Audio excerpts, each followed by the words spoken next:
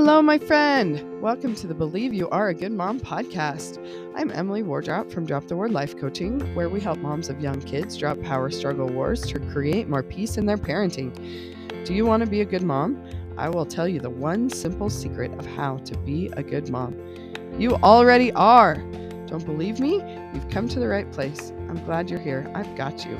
Because when you truly believe you are a good mom, everything will change for you as you live into the truth of who you've always been. Let's get started.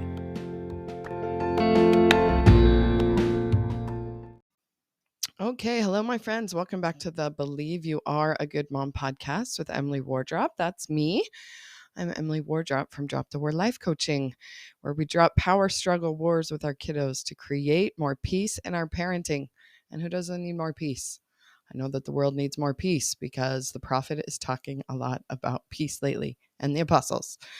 We're all on a quest to find more peace, and I have some ideas of how we can do that. So that is what my whole business is built on, is having peace amidst the chaos of littles.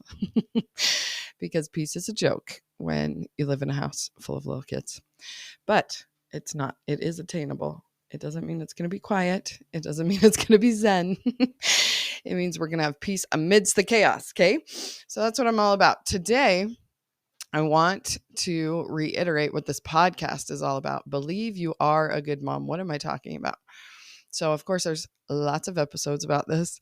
And today, the sentence that I want you to really internalize is that your worth does not come from your works. Okay, let me say it again. Your worth does not come from your works. So I want you to think, what are you referring to when you say about another mom, oh, she's such a good mom? Or when you're referring to yourself in your own head, calling yourself a terrible mom, what are you even talking about? So why is she such a good mom? And maybe sometimes you even give yourself some credit and you call yourself a good mom. What are you talking about? What is it that makes you a good mom, or makes, that neighbor who you think is such a good mom? What makes her such a good mom? What makes your sister a good mom? What made your mom a good mom? Like, can you think of a mother? It's Father's Day weekend right now. Should we switch it to dads? What makes someone a good dad? When we write that sweet Father's Day card to our husband once a year to thank him for all he does to be such a great dad, what are we even thinking of when we can think of something positive about our dad, about our husband, our children's dad? What are we talking about? It's works. Have you noticed this? So what are the things that popped up in your head just now? It's action line. It's things that we do. Have you noticed? So if you're a good mom, it's because you played with your kids, or you listened to them, or you did nails yesterday, or you read them books, or you fed them healthy meals, or you got them to bed on time. Or are you seeing this pattern? It's all action line. It's all works. Is that really what makes a good mom or dad? Like, thanks, hubby, for being such a great dad. Happy Father's Day. Thanks for watching the kids while I went out with the girls this weekend. Or thanks for getting everybody to bed last night when I crashed out at 8 p.m. Or thanks for, whatever. Thanks for, and there's an action. I want you to really think about this. Why do we think that our worth as a parent, right, is what we're talking about here, comes from our actions? It's a deep groove in our brains. So we have these neural pathways in our brains, right? And they literally are a groove. You know how brains are groovy? and we're just born with some, and through nature and nurture, our brains are developed. And that social conditioning that we receive, we all think this. But let's rethink this. Our actions, is that really what makes us good or bad at something? We really think this. Like, he's so good at baseball is because he's doing things, right? He's getting home runs, he's getting hits, he's, catching balls and throwing them really well. All those things, the works, right, make him what's good at baseball. So what am I offering as the alternative? Because at this point, you're probably thinking, well, yeah, of course, it's the works that make us good at something. And I'm just giving you more evidence to that. But I really want to show you that this is what our brains have been picking up on our whole lives, is the evidence that our worth comes from our works. So your worth, your eternal worth, you as a human being, as a person, as a daughter or son of God, your eternal worth is 100%. I've already recorded episodes about this. Look up the one that's called You're 100%. Your worth is 100% the end. It's unchanging. We believe this when we look at a brand new baby, right? The worth of a baby is just, it just is, right? Who's questioning whether this is a good baby or a bad baby? It's crazy how fast we start doing that. Because we literally say that. Is it a good baby? What? It's a baby. What makes a baby good or bad? Oh, he's colicky, so now he's a bad baby? Or he's gassy, or he, like he vomits all the time. Like, what? No, he's a baby. He's of infinite worth. It's this human being, this living, breathing creature. That why are we instantly giving it a grade, right? We're rating it on a scale of something, of terrible to good, by works, right? My sister jokes about this. She's like, is it a good baby? Oh no, he's always grabbing the knife and stabbing his sister. Like, what? It's a baby. It's a good baby. They're all good. I get really fired up when my kids call my baby a bad baby. I'm like, no. There's no bad babies. There's no bad humans. There's no point in which that worth, that we understand that with a newborn, it changes. Like once kids start being quote unquote naughty, now their worth is in jeopardy. No, my proposition is that no, our worth stays intact forever, no matter what, even if, and especially when, all the time, no matter what. If you believe this, I promise a huge weight will be lifted off your shoulders. This is the difference between living life stressed out and living in peace. Because the peace for me that the gospel gives is knowing that as human beings, we are 100% worthy. When I say I am a child of God, that is what that means to me, is that I am 100% worthy no matter what I do. So yes, I'm a flawed human being that's going to make mistakes all day long, all the time, always. And that does not change my worth. So when we can really wrap our head around our worth in general, then I've applied that to my worth as a mom, right? So you can take that worth into any label or identity or whatever that you've put on yourself, right? So if I was a baseball player and I kept telling myself I was a terrible baseball player, because I am, that's what I would actually say about myself in every sport. I'm no good at sports because I keep telling myself I'm no good at sports. If I wanted to be a good baseball player, then telling myself I'm terrible at it is not going to get me any better. Is it obvious when I use baseball? Why do we do this with our parenting? We all think that we can beat ourselves up better. It does not work. You don't do it to your kids when they're learning to walk and they fall down. You're like, oh my goodness, you're so terrible at walking. When are you going to get this figured out? No. Of course we don't do that. We do it with a lot of things with our kids though, but walking, it seems silly, right? If our kid is trying to learn how to play baseball, we encourage them, right? Oh, yay, good job, good swing. Oh, that was so close. Next time, da, da, da. We're not like, what the? That was terrible. You cannot beat yourself up better. Change comes from feeling good. Let's feel good about ourselves, about our worth, and then we can start working on all those actions you want to change. But the actions do not change your worth. You are good. When you believe that you are a good mom, that you just are, and that doesn't change, then the stress is gone. Because the reason we're so stressed out is that we're trying to achieve some unachievable title of good that's elusive, because the big, humongous checklist between here and there is way too long. Okay. So have I ranted and raved about that enough? Because that's not even any of the notes of what I was going to talk about. So your worth does not come from your works. It just is. You are 100% unchanging. Okay. Your worth does not come from your actions, your behavior, or even your kids' behavior, because that's what we make it mean, right? When our kids are naughty, then we're a bad mom, right? We say that about the neighbor. Oh, she's such a good mom because her kids are so good. Have you noticed this? Was that one of the things that came to mind when I asked you that question? What makes somebody a good mom? Oh, their kids are so put together and so quiet and so well behaved at church. Oh, she must be such a good mom. Right?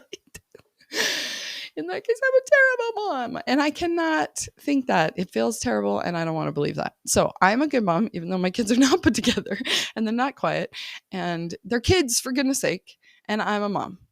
Like, I'm a human. They're humans. And it's all good. We're all good. None of our worth has changed because we can't sit still at church. Okay. None of us. So our own behavior, our kids' behavior, our husband's behavior, anyone's behavior is not determining whether we're of worth as a mom. Okay. It's not our works. It's not anyone else's works. There's a lot of things that do not determine our worth that we think do. Like, for instance, the scale. Your weight does not determine your worth. What you look like in any way, what you're wearing, what you're not wearing, what, shoes don't fit anymore because you've been pregnant 5 times. Like, it does not determine your worth. Your worth is 100%, and your body is going to change. You're a human being. You're going to get older. You're going to have a different body composition because that is the way bodies are designed. And it has nothing to do with your worth. You got some wrinkles now, some gray hair. Yay, good job. You're getting older. You've lived on this earth for a long time. Has nothing to do with your worth. Okay? 100% unchanging no matter what. Your bank account does not determine your worth. Okay? You don't need to make a lot of money and all of a sudden you're valuable. Your value is 100%. And you can make some money if you want. And it makes a lot of things in this life easier and more fun if you have the money to pay for them. But it has nothing to do with your worth. The people living up on the hill in the mansions and the fancy cars are not more valuable than you down in the gully in your gully house. Is gully the right word? I don't know. Anyway, pride looking up, pride looking down. It's all blown away. Like, there's no pride anymore, which also means there's no shame anymore. When we all remember that we're all of 100% worth, unchanging, no matter what. So no one else's worth comes from their works either. I'm telling you, it's all thoughts, right? You can believe whatever you want to believe and try on this belief. It feels amazing. Okay. So your worth does not come from other people's opinions. It doesn't come from even your husband's opinion of you. Do we do this sometimes? We'll believe that we're a good mom if other people think we're a good mom. Like, if we hear them tell us that, all the other neighbors, that we all think the neighbor is such a good mom. Maybe you have some neighbors that think you're a good mom. Do you let yourself believe it if someone else tells you?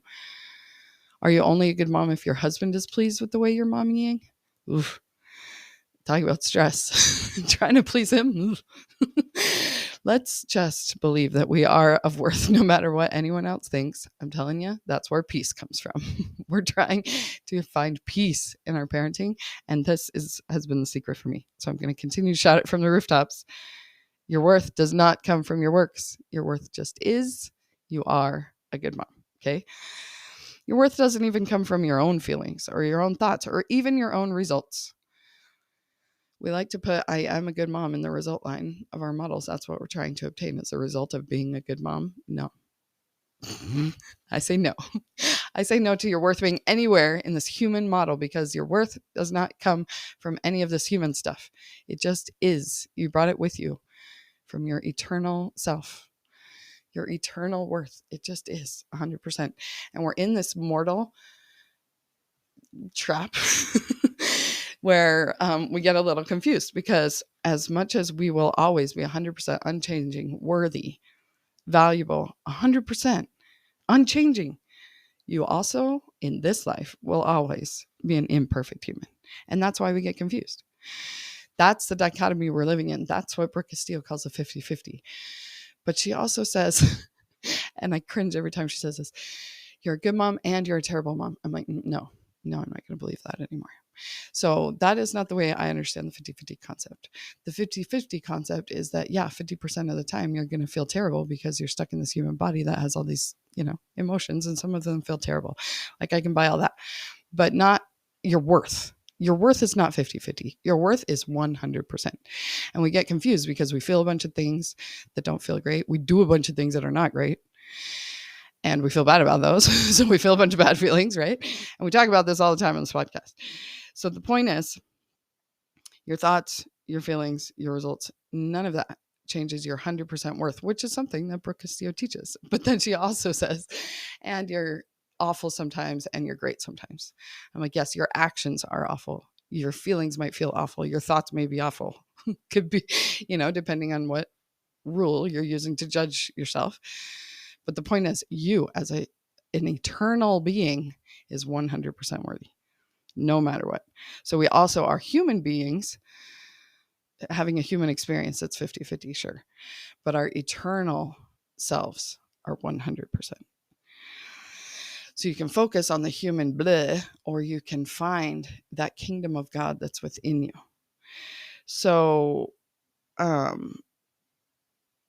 so your worthiness, that's where we get confused, is that we use this word in two different ways. Your worth is 100%, but then we also talk about worthiness. So in the Church of Jesus Christ of Latter-day Saints, we have a thing called you need to be worthy to enter the temple. So the temple is the house of God on earth, and there's a worthiness standard to enter. So you have to keep certain commandments and be, worthy. And that is where we start judging ourselves. And that is where we start thinking that our worth depends on our works. Well, there's a lot of reasons why, but this really enforces it because it's the same word. We need a different word. That's the problem. It's syntax, semantics, whatever. So on a sliding subjective scale, because who gets to determine your worthiness, really? So literally, in order to enter the temples, you have a little temple recommend that you sit down with a judge in Israel, we call it the bishop, who literally can judge whether you're worthy or not. He or his counselor, somebody asks you some questions. If you answer them correctly, you can have this little piece of paper that says you're worthy to enter the temple. Like, there's no like DNA test or whatever. You don't have to do a blood test. You don't check your temperature. like during COVID, to be able to enter somewhere, you had to check your temperature, make sure that you didn't have a fever to be able to enter. It's not like that. Like, there's no solid, number that you have to achieve, no grade that you can achieve to say, yes, you're worthy to enter. It's very subjective. So what's really fun is that in order just to enter the temple, you have to sign that little recommend. So you get a recommendation from your priesthood leader that they consider you worthy, and you have to consider yourself worthy to enter the temple. So does worthiness mean perfection? Of course not, because none of us are perfect. So they even use this word strive. Now, are you striving to be honest in your dealings, to be, all the different commandments, whatever, that we need to strive to be doing? Because none of us are going to be doing it 100%. Those temples would be empty, right? We're all humans. We're always going to be human. So if we're deluding ourselves into thinking that we're worthy because of our works have been good enough, like, where is this tipping point that's like, yes, I'm worthy, versus no, I yelled at my kids yesterday? It's like, it's so subjective. So we get a little bit confused about our worth is subjective because our worthiness is subjective. Our worth is 100%. Our worthiness fluctuates from second to second. I have a worthy thought right now. Nope, not anymore. Just had an unworthy thought. Okay, now I can't go to the temple. No. Your worth is 100%. Okay. No matter what your thoughts, feelings, actions, all the things we've been talking about, that does not affect your worth. Okay. So we're always going to be imperfect humans, and this isn't a rationalization for bad behavior. This is actually the secret to improving behavior. I promise you. So we think that we need to beat ourselves up in order to get better. It doesn't work. It just leaves the temples empty. Like, imperfect people have a work to do, and we need to stop beating ourselves up so that we can get to work. Guess who wants us to think that we're unworthy? That's definitely not God. God knows our human condition that he's put us in, and he knows that he's given us, that we just have eternally, our divine identity, right? And so who we truly are is good, is 100% good. So Jesus says the kingdom of God is within you. So we're supposed to seek first the kingdom of God, and all these other things will be added to us. All these worldly things that we're so worried about all the time, trying to prove ourselves, right? But the kingdom of God is already within us. And so when we can tap into the kingdom of God that's already in there, that's what he means by no unclean thing can enter the kingdom of God. So we're imperfect humans. We've got unclean things all the time in our thoughts and our actions and our feelings, maybe. But we are 100%. So it's in there. And we're trapped in this 50-50 experience of being celestial beings, being eternal, and being humans. So it's constantly flowing. It's no checklist of things that we can check off and feel like, yes, I'm a good mom, or yes, I'm a worthy person. No checklist stays checked. We even make up these daily checklists. So as soon as you sleep, all the checklists are blank again. And here we go with all the stress of trying to check all the boxes the next day. We put this on ourselves. No one said that this is how it's supposed to work. We can rethink it. We can believe whatever we want to believe. And I believe that we're 100% worthy every day when we wake up, just because we exist. We don't have to check up all the boxes in order to believe that we're good. We just are. And so if you're stuck at home with a colicky baby and you literally can't do anything but hold the baby all day and all night, and you're going crazy because you can't sleep, baby doesn't sleep, and we're super stressed about him, losing weight and needing to gain weight because he's just vomiting everything up and he's super colicky, whatever it is that we're stressed about, it's a lot less stressful when we don't attach our worthiness on top of that. There's nothing you need to accomplish except being, and your baby is 100% worthy and you're 100% worthy. Now, what are we going to do to take care of this baby, the other kids, and all the other things that we have to do in this life? When we do it under the guise of like, I have to prove my worthiness by my actions, then we just spin in stress and anxiety and all the things, right? But we can breathe and relax and know I'm good. My worthiness is 100%. I am 100% worth, no matter what. Then it's fine if I'm in a funk and I'm in my bed watching Netflix, eating bonbons all day. Like, my worthiness is 100%. And the next day, maybe I'll wake up with all this energy and get the house clean and play with my kids and do all the checklist of things that I can call myself a good mom. And both days, I'm 100% worthy. I'm telling you, it feels amazing to believe this.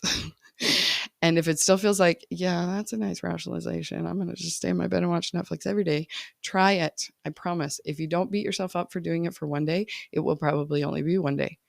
If you beat yourself up and say, oh, I'm such a terrible mom, I can't believe what's wrong with me, how come I can't get out of bed? Let's see how many days you can't get out of bed. Like, I just want you to try it and see, because it's worked for me. So I want you to try and see if it works for you too. Okay. So, all right. Speaking of the checklist, right? So there's no checklist of things that we can accomplish and give ourselves a pat on the back and say, okay, I am a good mom now. I mean, that checklist is just too long. So let's believe we are a good mom, and then we can go do some things if we want to. All the things that are on the checklist. You can do them all if you're really attached to that checklist, but you just don't need to wait until the checklist is all checked off to be worthy.